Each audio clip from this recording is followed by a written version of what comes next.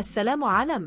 ये कहानी है एक ऐसी लड़की की जिसका कसूर सिर्फ ये था कि वो खामोश थी। ये कहानी है इस समाज की जहाँ जुर्म अंधेरे में होता है मगर सजा रोशनी में दी जाती है, जहाँ सच बोलने वाली जुबान कांपती है और इल्जाम लगाने वाली आवाज ताकतवर बन जाती है। ये है कहानी मुझे बर्बाद हुई रमियन की। रात अपने पूरे सन्नाटे के साथ रमियन के कमरे पर छाई हुई थी। दीवारों पर हिलती हुई परछाइयाँ इसके दिल के खौफ को और गहरा कर रही थीं। वो बिस्तर के किनारे बैठी थी, आंखें सूजी हुई थीं, आंसू जैसे खुश्क हो चुके हों मगर दिल अब भी रो रहा था। बाहर गिल्ली से लोगों की सरगोशियाँ इसके कानों में जहर बनकर घुस रही थीं। कोई कह रहा था लड़की खुद खराब थी, कोई कह रहा था बाप की तरबियत में कमी रही होगी। रमियन ने कांपते हाथों से कानों को थामा मगर आवाजें दिल तक पहुंच चुकी थीं। इसने कांपते हाथों से जाए नमाज बिछाई मगर सजदे में झक ना सकी। इसका जिस्म नहीं बल्कि इसकी रूह टूट चुकी थी। वो बस यही सोच रही थी कि अगर वो बेगुनाह है तो फिर हर कोई इसे मुजरिम क्यों समझ रहा है। इसी लम्हे दरवाजा आहिस्ता से खुला और इसकी माँ परवीन अंदर दाखिल हुई। चेहरे पर सख्ती थी और आंखों में नींद की जगह थकन। इसने सर्द लहजे में पूछा कि अभी तक जाग रही हो। रमियन ने नजरें नहीं उठाई। परवीन ने तलखी से कहा कि पूरा मोहल्ला हमारे नाम पर हंस रहा है, तुमने हमें कहीं का नहीं छोड़ा। रमियन की आवाज लरज गई। इसने कहा अम्मा मैं अल्लाह की कसम खा कर कहती हूँ मैंने कुछ गलत नहीं किया। एक लम्हे को परवीन की आंखों में नमी उभरी मगर फौरन गुस्से में बदल गई। इसने कहा अगर तुम बेगुनाह होती तो तस्वीरें किए बनती। ये अल्फाज रमियन के सीने में खंजर की तरह उतर गए। वो हकलाते हुए बोली वो झूठ है अम्मा, मुझे फंसाया गया है।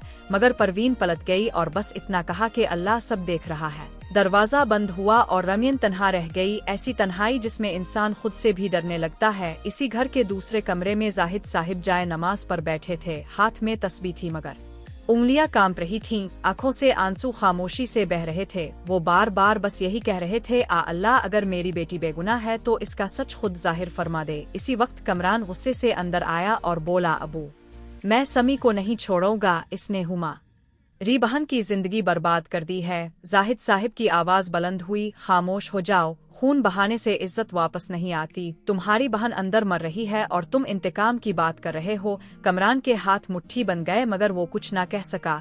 दूसरी तरफ गिल्ली में समी अकेला खड़ा था। लोग इसे अजीब नजरों से देखते हुए गुजर रहे थे। कोई कहता यही है वो लड़का, कोई नफरत से थूकता हुआ आगे बढ़ जाता। समी ने नजरें झुका ले और खुद से कहा मैंने कुछ नहीं किया मगर आज सच भी जुर्म बन चुका है। नोमान इसके सामने आकर खड़ा हो गया। इसने संजीदा लहजे में कहा अगर तुम बेकसूर हो तो डरो मत। समी की आवाज भराई। इसने कहा डर जुर्म से नहीं लोगों से लगता है। इसी लम्हे रमियन के जहन में वो रात एक बार फिर जिंदा हो गई। बारिश, अंधेरी गिल्ली, पीछे से आते कदम, एक सख्त हाथ जो इसका मुंह बंद कर गया। वो चीखना चाहती थी मगर आवाज ही छन गई। वो हलबला कर चीखती हुई जागी नहीं।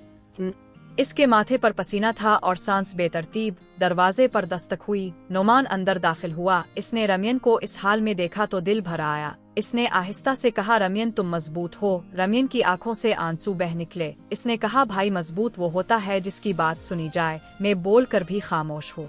नोमान एक लम्हा कुछ ना बोल सका क्योंकि इसे पहली बार समझ आया कि इसकी बहन को सिर्फ इंसाफ नहीं बल्कि यकीन चाहिए। घर के हर कमरे में खामोशी थी मगर दर्द हर जगह अलग अलग सांस ले रहा था।